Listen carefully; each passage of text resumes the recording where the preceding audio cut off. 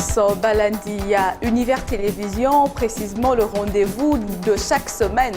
Likita, une émission qui est conçue pour promouvoir uniquement la femme, mais pas n'importe quelle femme, c'est-à-dire la femme qui est remplie d'énergie positive, capable de vous transmettre cette énergie dont vous avez besoin pour vous motiver à travailler, pour vous motiver à vous valoriser, pour vous dire que vous pouvez tout faire dans n'importe quel domaine. Alors aujourd'hui, c'est très particulier parce que je reçois une dame qui est vraiment aussi très particulière, qui évolue vraiment dans le domaine politique, qui a montré que la femme pouvait diriger une province. En tout cas, je suis très heureuse de recevoir aujourd'hui Madame Madeleine Nikomba Sabangu, qui est une femme politique, je venais de lui dire. Elle a géré la province de la Chopo en faisant des œuvres très remarquables. Vous allez voir en images, grâce à mon réalisateur, nous allons vous montrer de quoi elle est capable et qu'est-ce qu'elle a pu faire. Nous allons discuter avec elle. Pourquoi elle a choisi la politique? Pourquoi elle a choisi de briller dans la politique?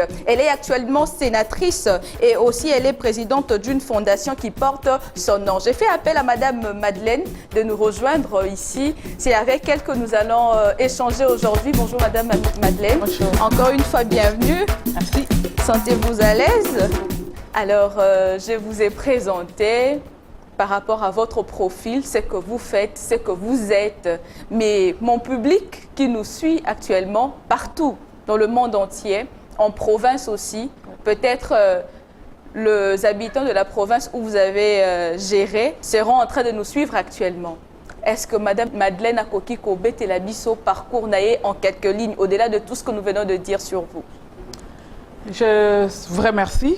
Je suis Madeleine Nikomba Sabangu. Je suis sénatrice élue depuis le 29 avril 2024. J'ai été gouverneure de la province de la Chopo. Avant d'être gouverneure, j'étais d'abord sénatrice, donc élue de 2019, gouverneure de la Chopo et aujourd'hui encore sénatrice. Je suis promotrice de l'école lycée bilingue Malikia. Je suis aussi promotrice de l'université Malikia University. Je suis promotrice du centre médical Choukrani, toujours à Kisangani. Je suis présidente des fondations Sunshine Foundation et Fondation Madeleine Nikomba. Et donc voilà, je suis mère et épouse. Ah, mais c'est quand même très bien de voir que vous êtes une mère et épouse, mais vous gérez beaucoup de choses à la fois. Alors, nous allons aborder une thématique quand même assez vague, si je dois le dire comme ça.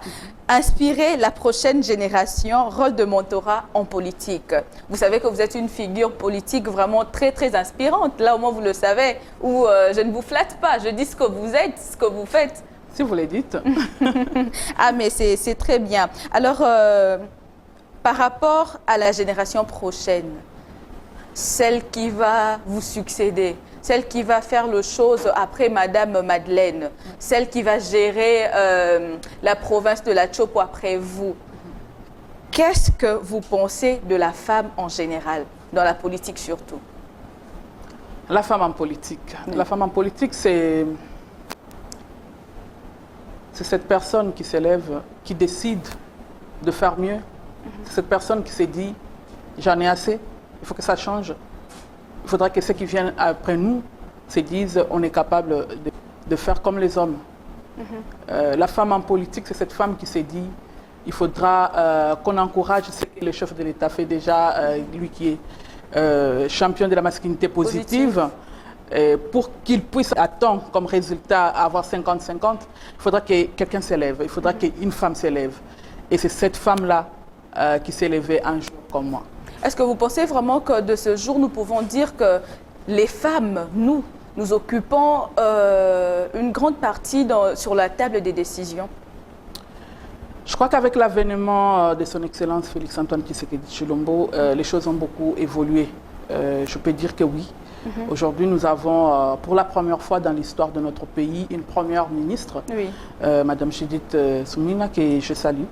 Je crois que nous sommes en train d'évoluer. Il y a des DG femmes, il y a beaucoup de personnes qui occupent les postes de décision. Par exemple, à notre époque, en tant que gouverneur, nous avons vu 6 gouverneurs femmes. C'était une première dans l'histoire. J'aurais bien voulu qu'il y ait encore évolution pour qu'on en ait 10, 11, mais malheureusement, ça n'a pas été. Et donc, nous pouvons dire que oui. Madame Madeleine, si la question n'est pas discrète, pourquoi avoir choisi la politique?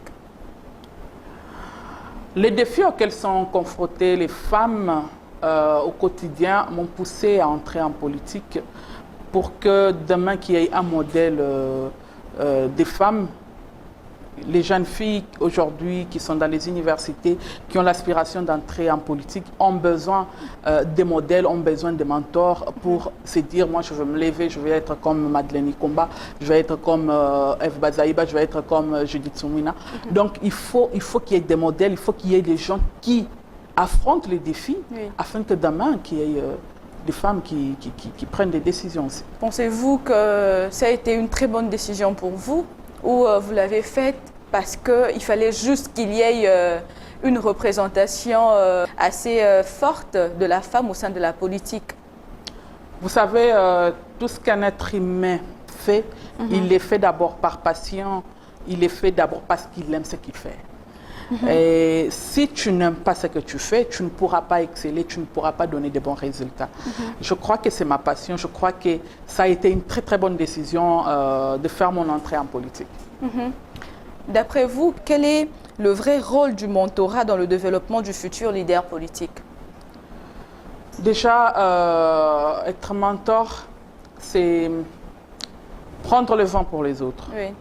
Vous prenez le vent afin de bien coordonner les chemins que les autres qui viennent après vous puissent prendre. C'est un peu la même chose avec un leader. Un leader, vous savez, quand il est devant, il souffre, mais ceux qui viennent après lui trouvent un chemin bien tracé. C'est ça même le rôle d'un mentor. D'un mentor. Oui, donc vous balisez le chemin. Et ceux qui viennent après vous trouvent que le chemin a été déjà balisé.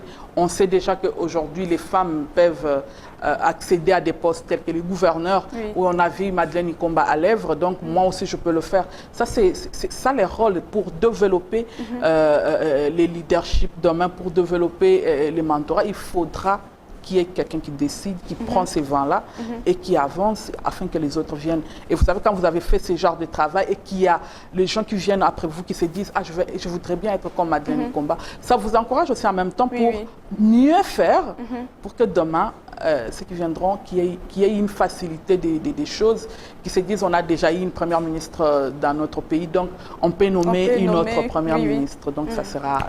Vous avez déjà eu à mentorer de jeunes femmes surtout, ou des hommes aussi, pourquoi pas? Évidemment, j'aimerais dire qu'il ne faudra pas seulement parler de femmes. Oui, je crois que nous l'avons déjà fait. Nous l'avons déjà fait et nous sommes fiers des résultats qui ont abouti à ce que nous avons eu à faire comme mentorat. Mais comment pensez-vous que la jeune fille devrait aborder la politique?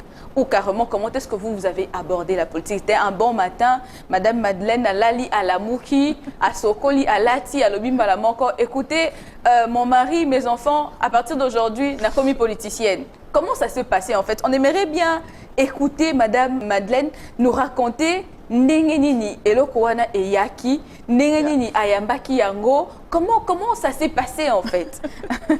C'est comme si tu me posais des questions pour dire comment le Saint-Esprit est descendu sur vous. Bon, s'il faut prendre ça comme ça, en tout cas, tant mieux. Déjà, je n'étais pas en politique avant d'aborder la politique. J'étais dans les sociales, comme on peut dire. J'avais déjà Sunshine Foundation qui était en place. J'étais assistante à l'université du CEPROMAD à Kisangani. Et je vis combien c'était difficile pour les femmes d'affronter certaines questions en ce qui concerne la politique. Comme je venais de le dire tout à l'heure, il faut prendre le vent pour les autres, il faut prendre les risques. Et moi, j'aime bien les défis. Ça m'a toujours passionné, les défis. Quand les choses sont difficiles, c'est là que moi j'aime. C'est là que j'avance.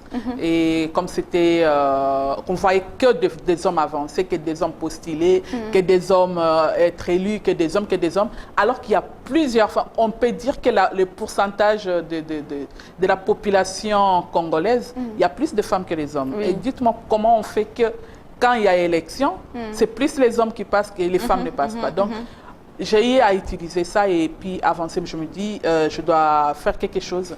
Les choses doivent changer actuellement pour que les femmes, ceux qui sont aux études aujourd'hui, ceux qui sont encore dans l'air coquille, se disent non, la femme ne peut pas avancer à tel ou tel autre poste, la femme ne peut pas postuler. Je crois que j'étais trop jeune pour quand même m'hasarder. À quel âge vous avez introduit la politique?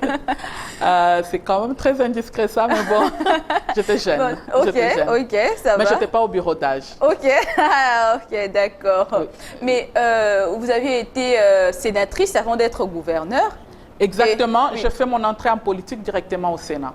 Ok, donc, directement au Sénat. Oui. Donc, mon entrée en politique, elle a été si haut. J'ai commencé là où on prend la retraite.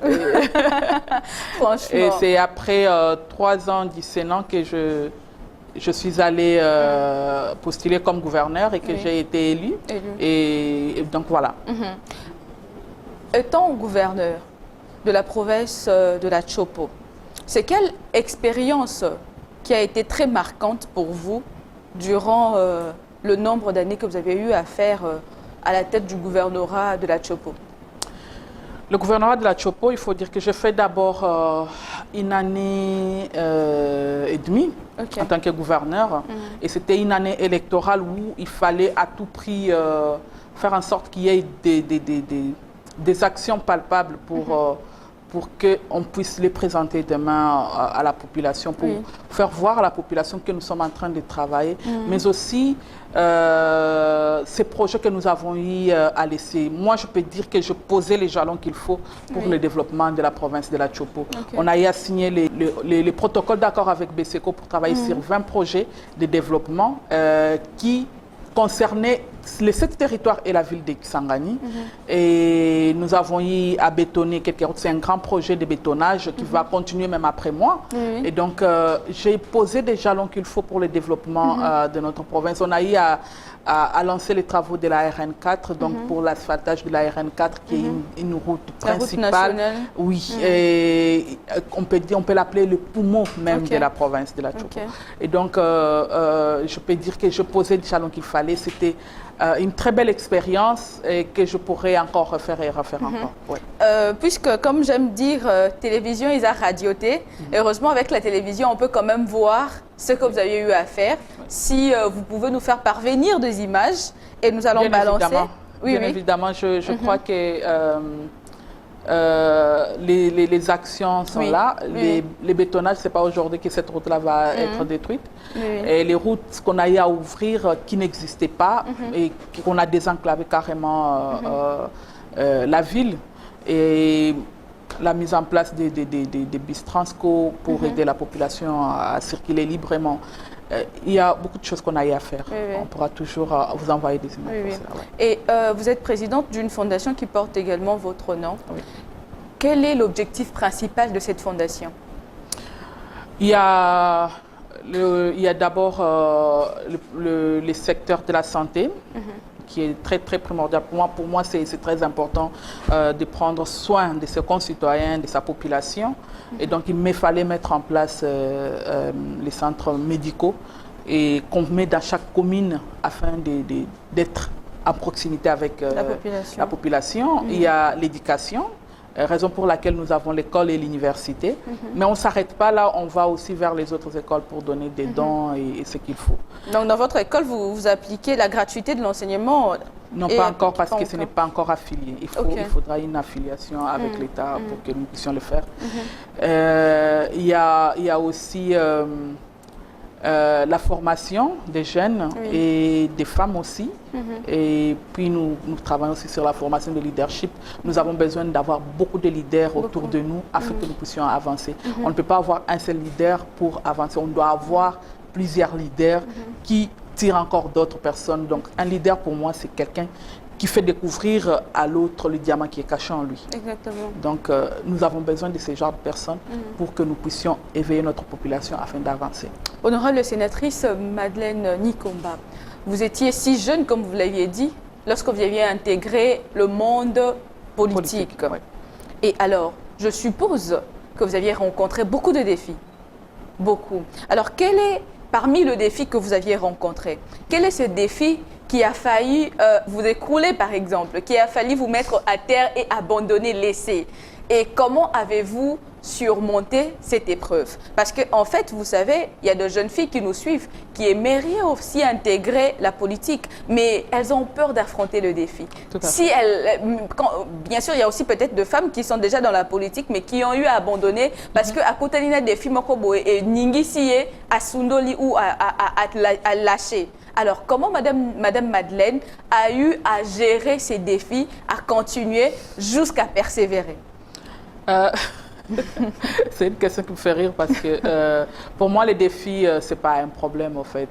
Je sais que ce n'est pas un secret de professionnel. Tout le monde sait, tout le monde a eu à vivre en direct d'ailleurs mon élection en tant que gouverneur. Ça n'a pas été facile. C'était un défi énorme. C'était très difficile.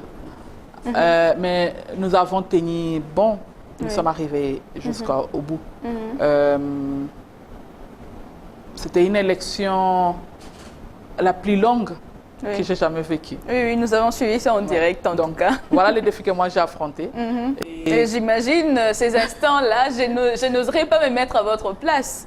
Ah non, non, non, c'était des instants parmi vos instants précieux de la vie. Non, non, ne vous inquiétez pas, moi les défis, j'aime. Ok. J'adore les défis.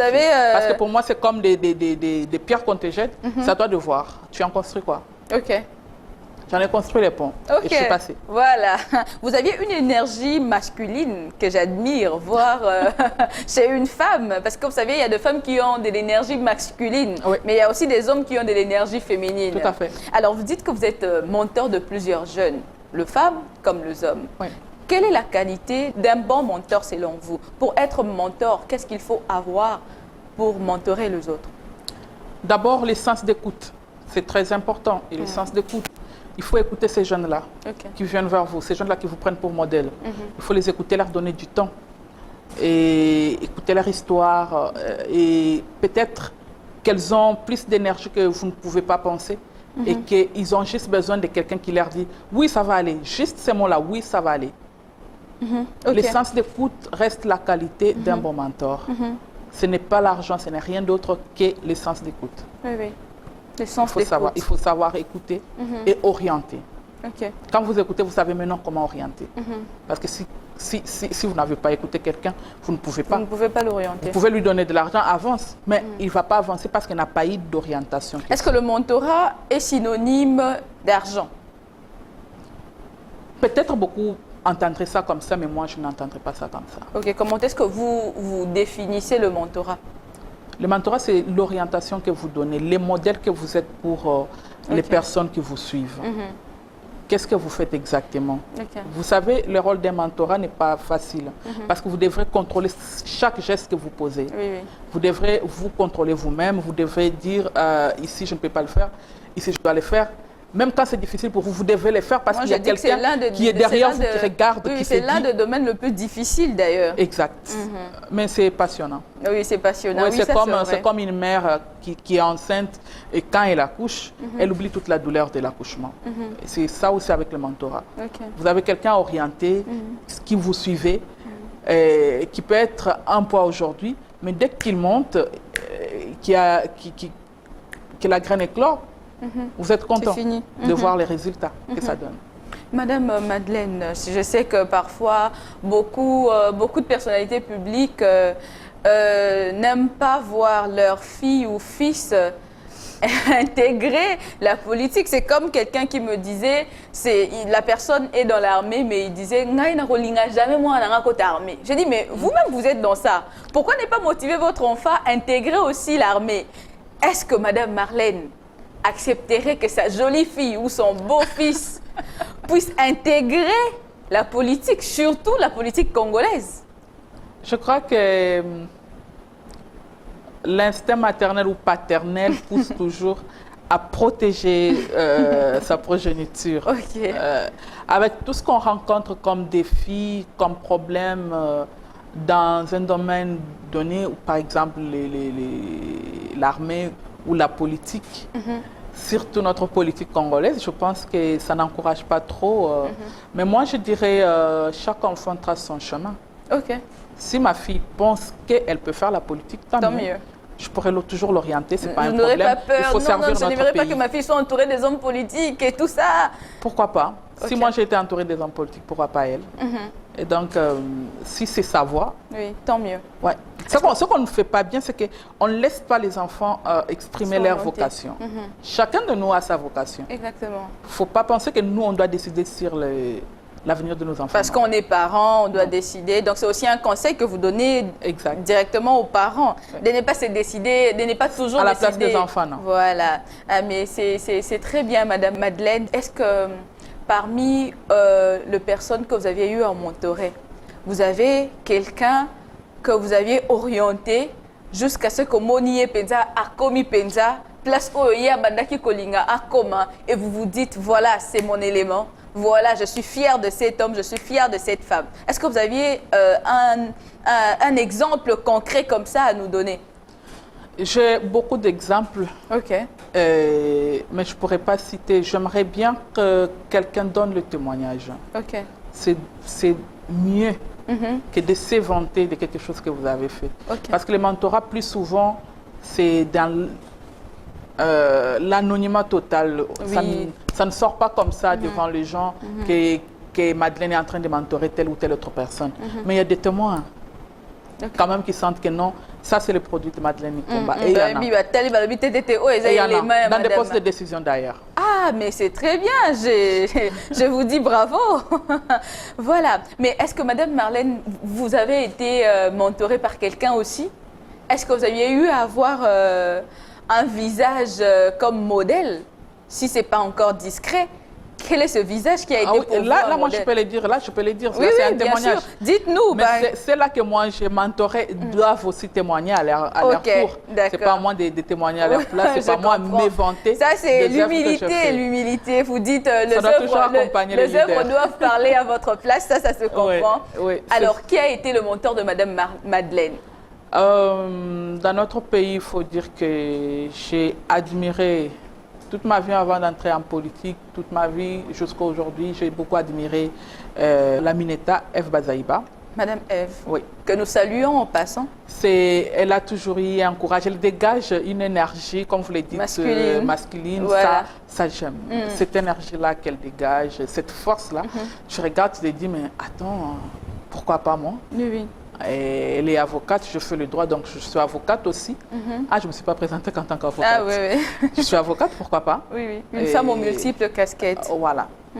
Voilà. Surtout quand je la voyais avec Toge, ces pays, monter, descendre, politique, je dis bon, un jour ça viendra aussi. Ok. Et c'est arrivé exactement comme vous l'aviez rêvé. Exact. Est-ce que vous pouvez donner un conseil à une jeune femme qui nous suit présentement Ouais. pour lui dire par rapport à ses rêves, celle peut-être qui nous regarde présentement à la télévision, que ce soit un homme ou une femme, qui se dit que j'aimerais devenir un jour comme telle personne, comme Madame Madeleine.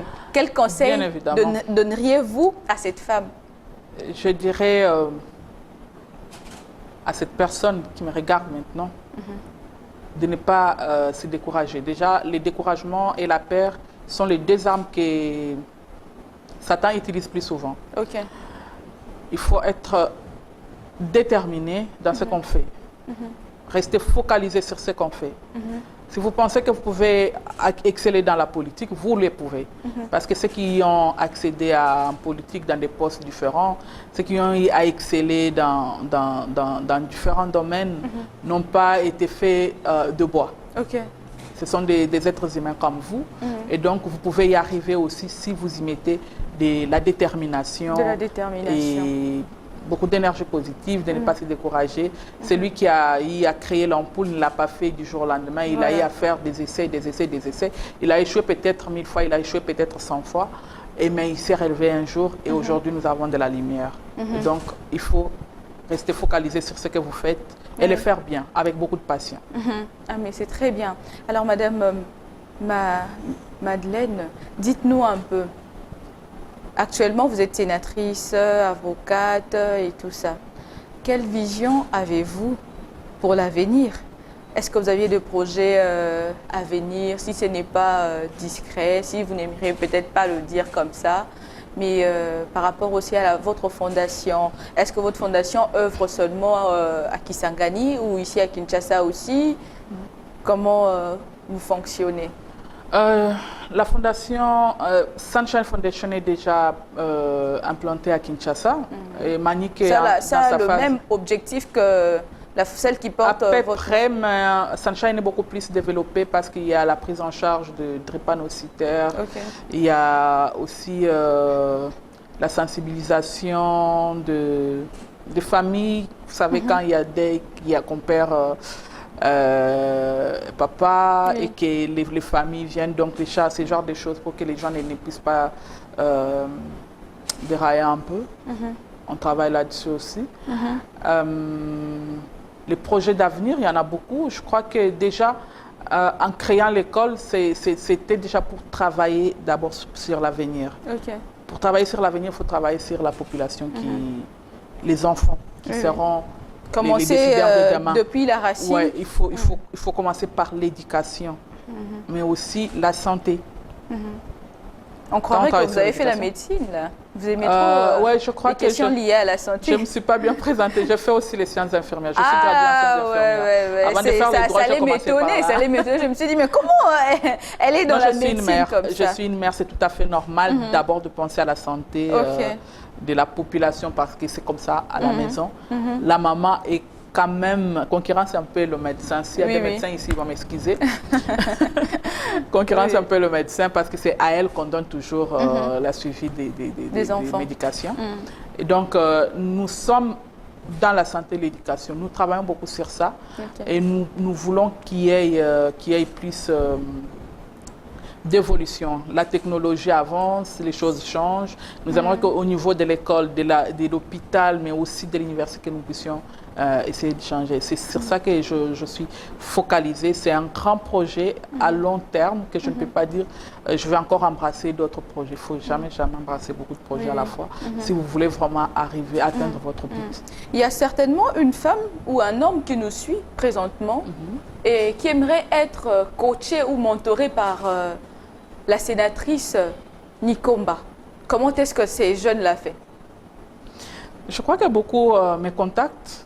Je suis sur Twitter, mais aussi mon numéro est très connu. Très connu. Oui. Mon numéro est partout et il y a ceux qui me contactent par WhatsApp. Il y a ceux qui contactent ceux qui sont à côté de moi et m'atteignent beaucoup plus facilement. Oui, comme moi, par exemple. C'est comme ça que je suis venue vers vous. Voilà. Vraiment.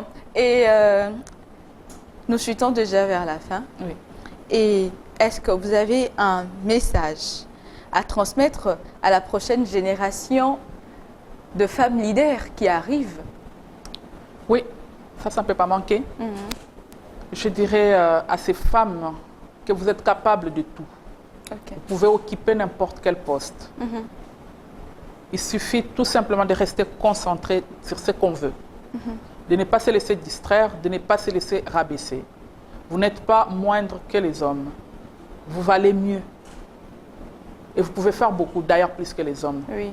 Je sais que les pays qui ont mis beaucoup d'énergie, qui ont investi beaucoup dans les femmes, ont eu à développer beaucoup plus facilement. La femme est capable de faire tout. Donc, toutes les femmes qui me suivent actuellement, je dirais, levez-vous. Ne baissez plus la tête, ne baissez plus le bras.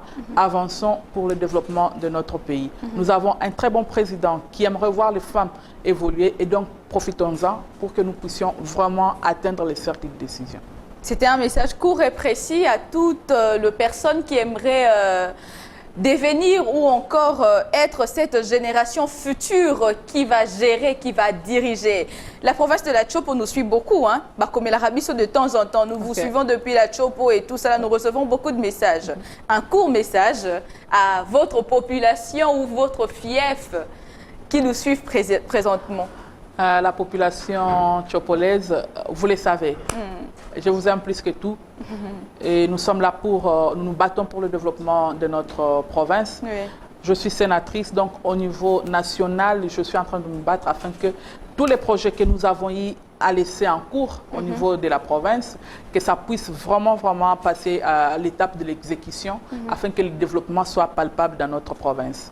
Je ne vous ai pas oublié, je serai là très bientôt pour les vacances parlementaires et nous allons encore récolter tous les problèmes qui sont à la base afin de les ramener ici à Kinshasa. Merci. Ah, c'est très bien. Merci beaucoup, Madame Madeleine, pour votre disponibilité.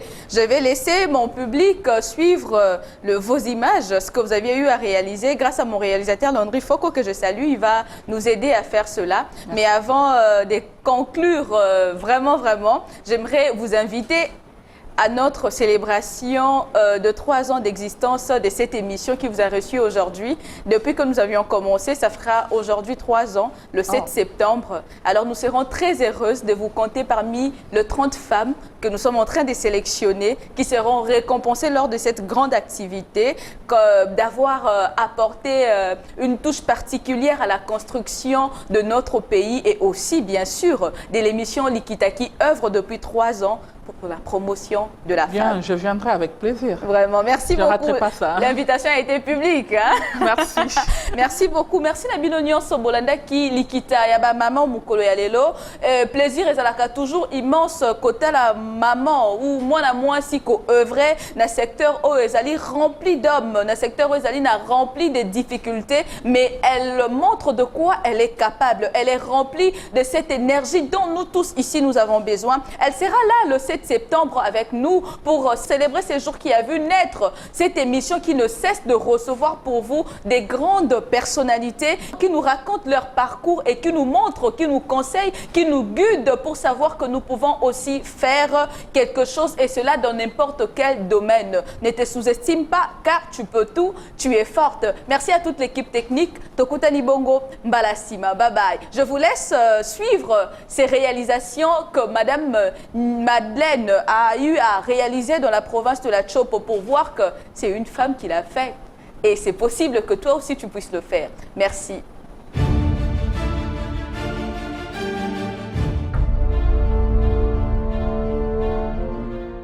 Gestion axée sur les résultats. Madeleine Nikomba Sabangu mouille sa blouse pour matérialiser le programme d'action qu'elle avait présenté aux députés provinciaux et surtout les priorités qui préoccupent au plus haut point les Boyomaises et Boyomais.